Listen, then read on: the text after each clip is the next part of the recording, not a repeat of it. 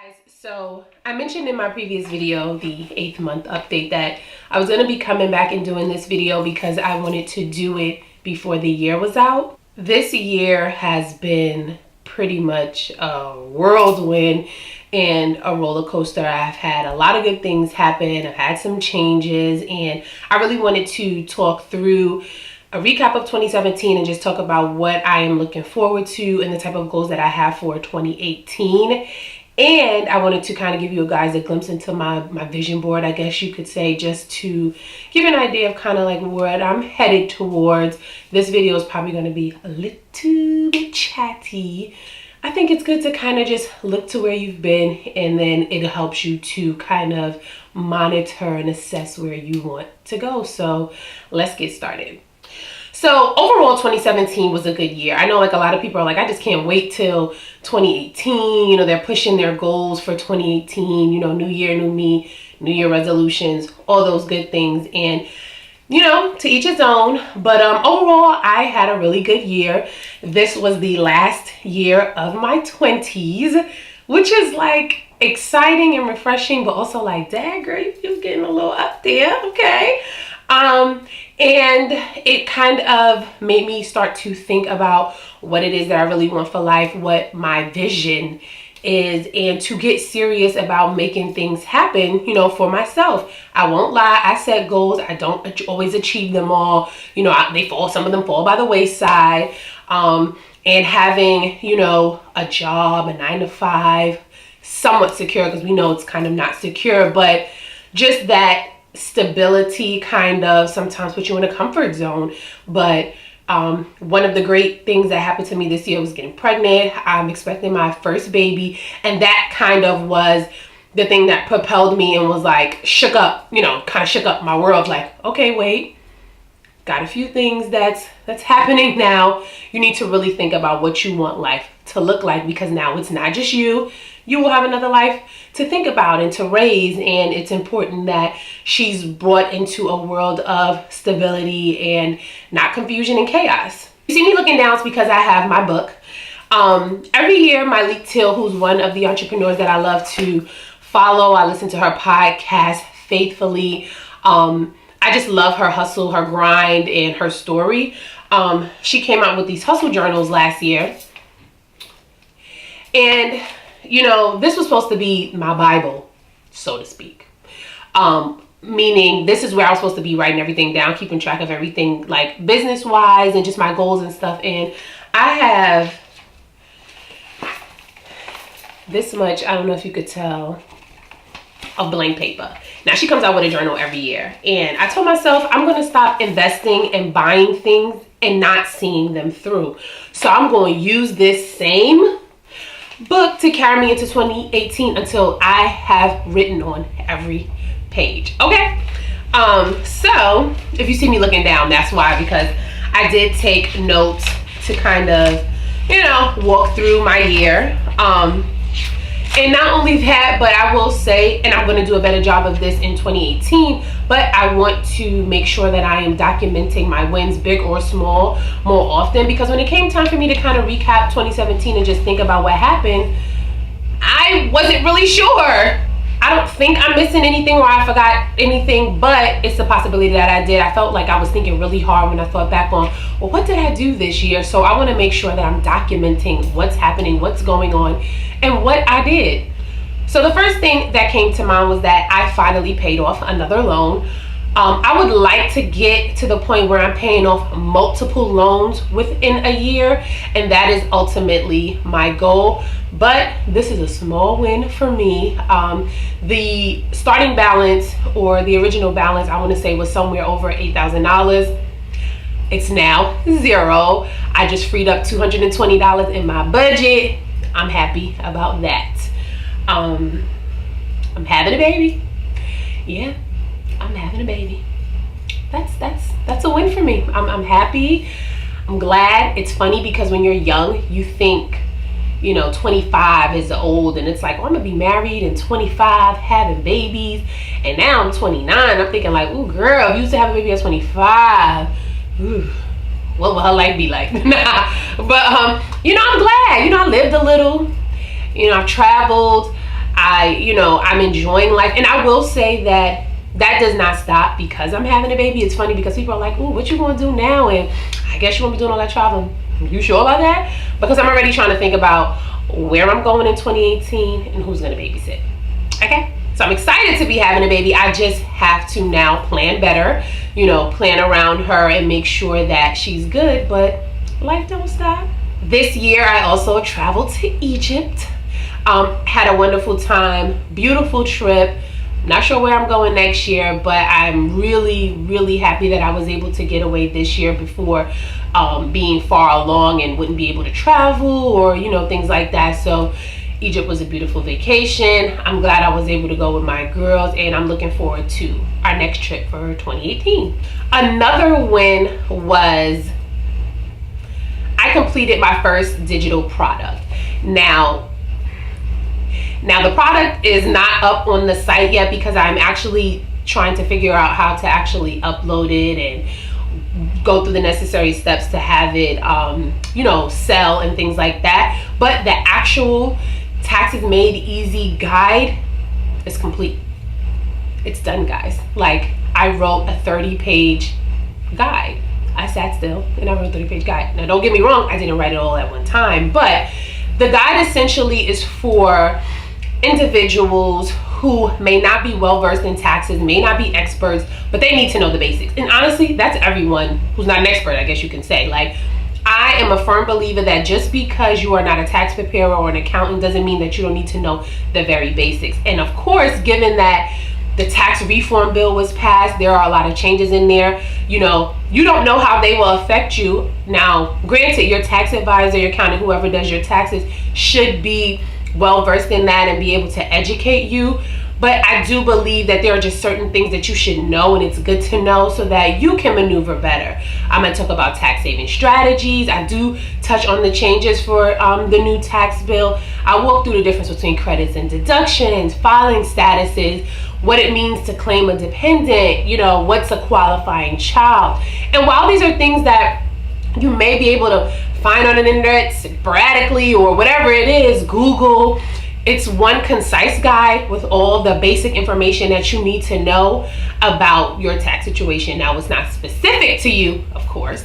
I am an accountant and I do prepare taxes. I do some accounting work, so shameless plug. If you need further information, you can hit that website, or the website, it might be up there. I don't know which side. But anyway, you can hit your girl up for a free consult and we can walk through what it is that you might need to do for the new year. My goal is to get the tax guide up by Sunday so that on Monday it can be completely out there.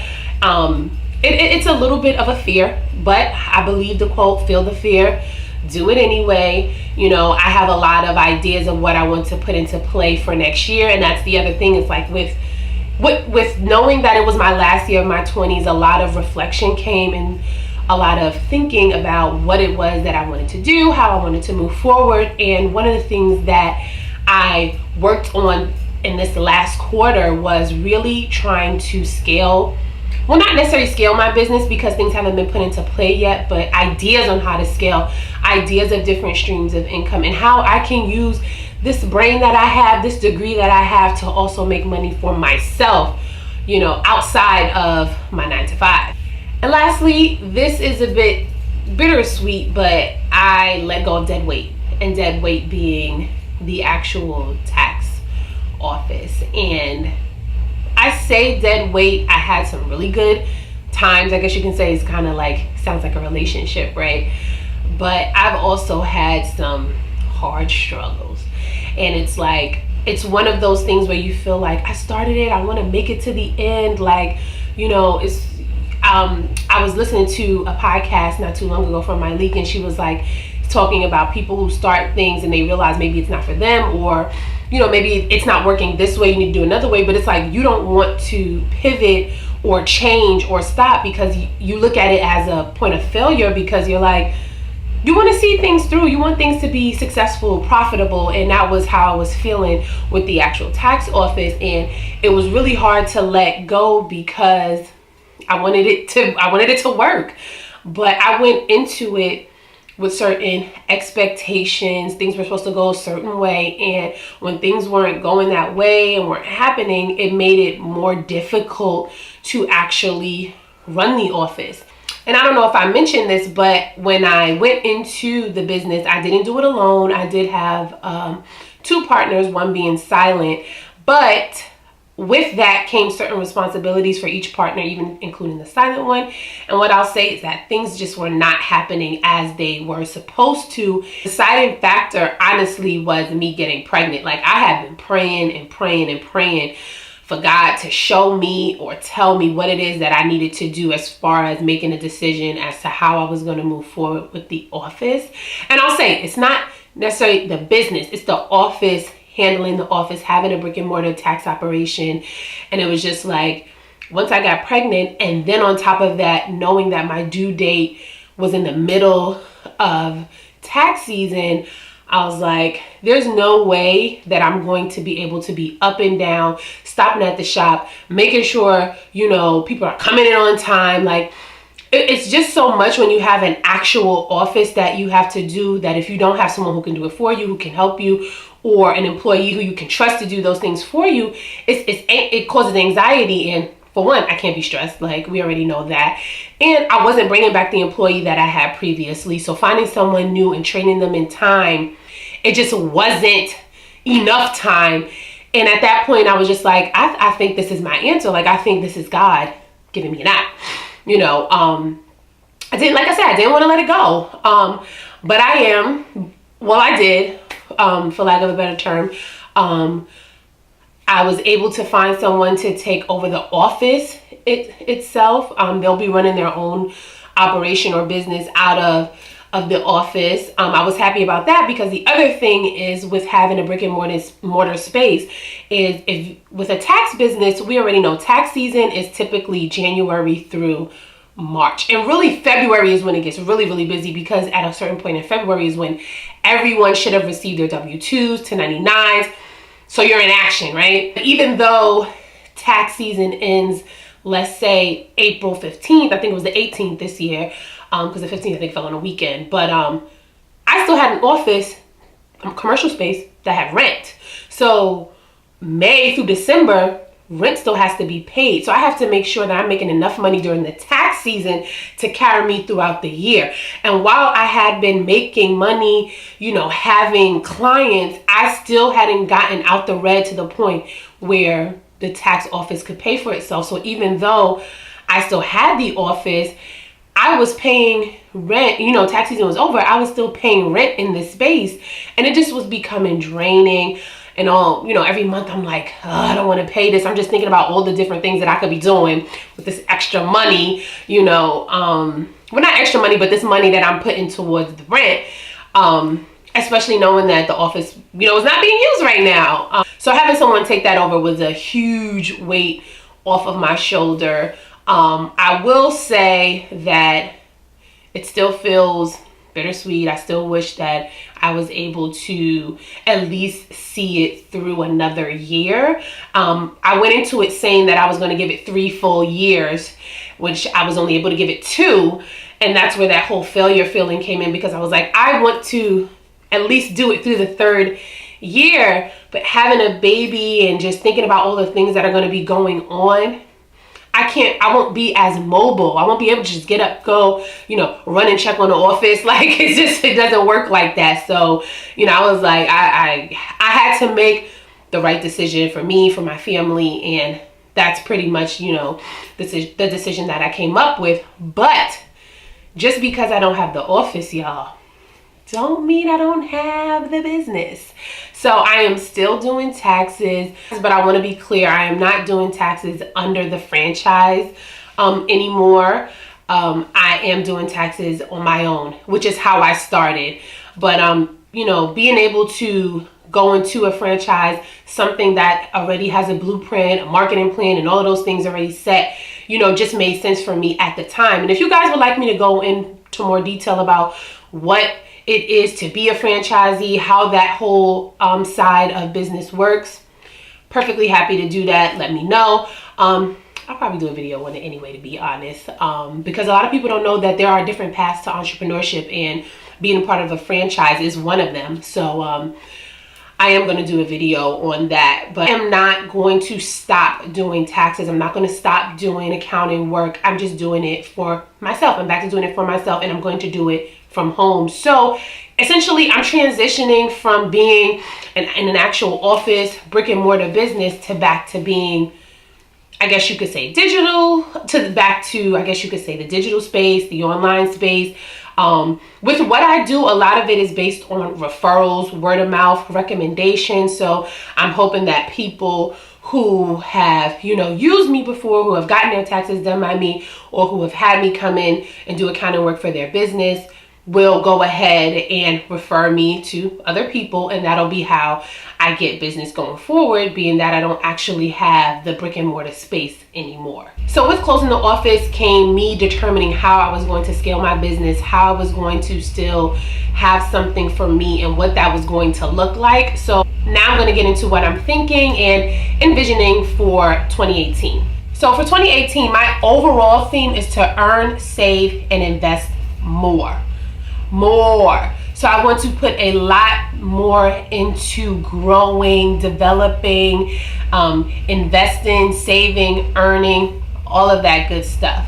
So the first thing I want to get into is goal setting. So I've recently become a podcast fanatic. Well, maybe not recently, maybe within like the last year, 1 to 2 years, I've become a podcast fanatic. And one of the podcasts that I started listening to this year was by Patrice Washington, and it's called Redefining Wealth. And one of the things she mentioned was that, we set goals based on what we're either interested in or what we're committed to.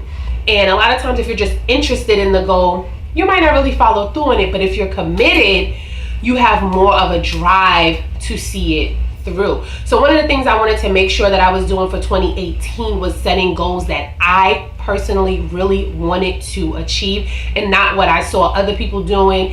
And honestly, it was a little bit difficult because I'm like, my life will be completely different in 2018 with having a baby, and I don't know what that will look like. So I might set some goals, but it might be things that maybe it's not attainable, not attainable, but maybe, it might have to change or shift to being that, there will be another human being. And I had to tell myself, it's okay if things change, but have an idea, but specific, of what it is that you're trying to see happen, what it is that you're trying to do. Another person that I like to follow when it comes to personal development is Courtney Sanders, her name is, of Think and Grow Chick. And I just happened to be browsing on her blog, and I came across these goal cards. I'm going to show you one. This is what it looks like. So each card has a topic at the top, and then there are 3 different buckets, and it's what I want most, 1-year goals, 5-year goals. Now I'll say sometimes 5-year goals can be a little bit aggressive because things change so quickly, but I do think that you can have a vision of what you want your life to look like in that specific area in 5 years. So, and things change, you can always adjust, you can always change it. Like, there were 7 different areas of goal setting, and I'm going to read them to you. So the 7 areas were money, career, spirituality, personal growth, relationships, family, and health. And for each one of these areas, I've been setting goals. And I will say, I set them about maybe a week or 2 ago, and I want to now go back and look at them and read them and see if I still feel the same, if there's things that I want to change, or if there's any way that I can get more specific. But I kind of wanted to just do like a brain dump and kind of get it all out of my head of what I think I wanted to happen, and then not look at it and then come back to it later and say, oh no, I should, do it this way. I didn't look through magazines and do all of this copying and cutting and pasting. I have one of a bulletin board type of setup, and I kind of just added all the goal cards as well as a few snippets of things that I saw in my sonogram pick. There might be some other things that I might add later, but I more so wanted to make sure I wrote them down. I didn't really care what they were on, whether it was a board or a notebook. I just wanted something that I could look back on, when 12/31 next year comes and say, okay, I did this. And not only that, but I plan to look at these goals every day. That's another thing. I want to keep reminding myself of what I'm working towards. So I'm going to give you guys a look at kind of just how it looks. It's literally nothing special.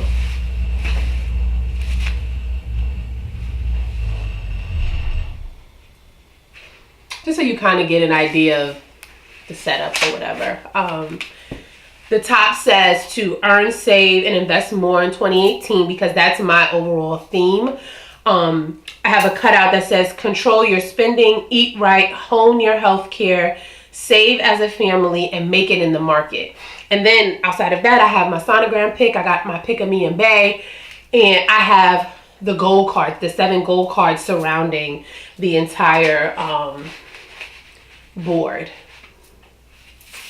So I'm gonna just go over a few things in the different areas. So the first one being career. I want a new job, plain and simple. New position, something fresh, something more fulfilling, something where I'm more valuable, but also somewhere that caters, well, maybe not caters, but well, caters is probably not the word, but somewhere that is family friendly and, you know, friendly to the idea of you being a mom. Well, not the idea because I will be a mom, but friendly to, you know, working mothers and flexibility. So I'm going for a 20% increase, and that is the baseline. I'm not accepting anything below it. So that's my goal. 20% more than what I'm making right now.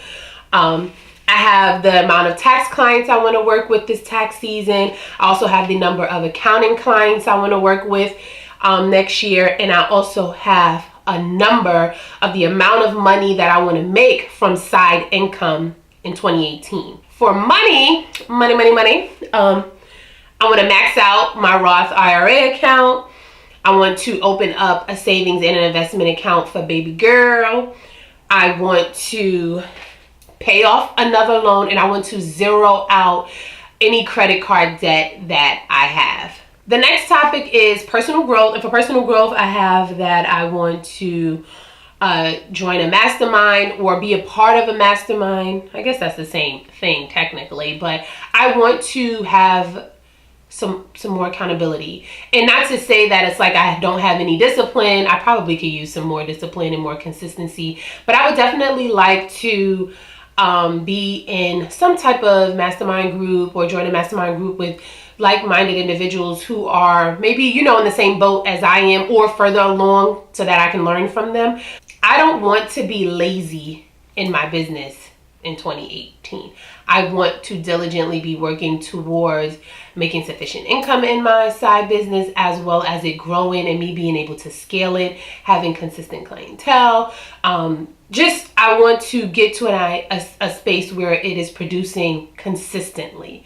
You know, and then I'm not going to go through everything, but in health, you know, I just talk about going back to swim class and maybe taking like a Mommy and Me swim class, Mommy and Me yoga.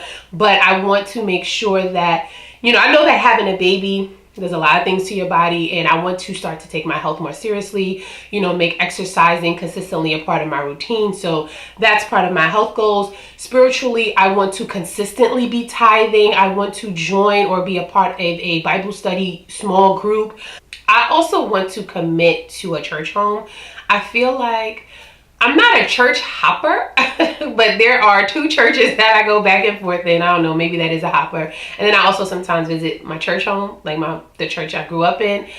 I don't know, it's like in commitment anxiety of actually committing somewhere, but I want to get involved. I want to get back to singing, you know, joining a choir, things like that. And I want to do that somewhere that I'm stable at and consistent with. So definitely want to commit to a church home. That's pretty much the direction that I'm going in for 2018. If you are a small business owner, entrepreneur, and you need tax preparation or tax advice, accounting services, bookkeeping, things like that, the website will be here. You can definitely go to the website and book some time with me. I'm actually going to be setting up a space at home that I can work in, because I don't want it to be one of those things where I am lazily working from home. I want to get up and sit at a desk and really work, you know, have a work day, so to speak, and take my business seriously, I'm not gonna lie, there's the fear of, now that I'm going back kind of like to being on my own, of, you know, learning how to manage it by myself. And also that fear of hoping that you get clients, right? Because ultimately that's how you can be of value, by actually getting clients, actually working with them, helping them. So these are just things that I am figuring out as I go, but I'm feeling the fear. I'm doing it anyway. And I am committed to trying different things in 2018, seeing what works, what doesn't, and then scaling based on that. So that is really it. That's my recap of 2017 and kind of like, you know, a little summary of my goals for 2018. I'd really like to know, what are you guys into? What are you guys planning? You know, what's your word or your theme for 2018? Was 2017 good to you? Let me know in the description. I'm sorry, not the description box. Let me know in the comments. Also, I am creating my YouTube schedule for 2018. I'm working through the first 2 quarters. So if there are any business, finance, lifestyle kind of videos that you want to see, topics that you want to learn about, please leave them in the comments. I'm going to be mapping out the schedule, and based on some of the things that you guys want to see and what I also think that just will be helpful and things that you should know, I'll build out my video schedule based on that. Yeah, thank y'all for rocking with me. This will be the last video of 2017. I'm looking forward to 2018. I am very excited. I hope you guys had a wonderful Christmas. I hope you guys have a prosperous new year, and I will see you guys in January.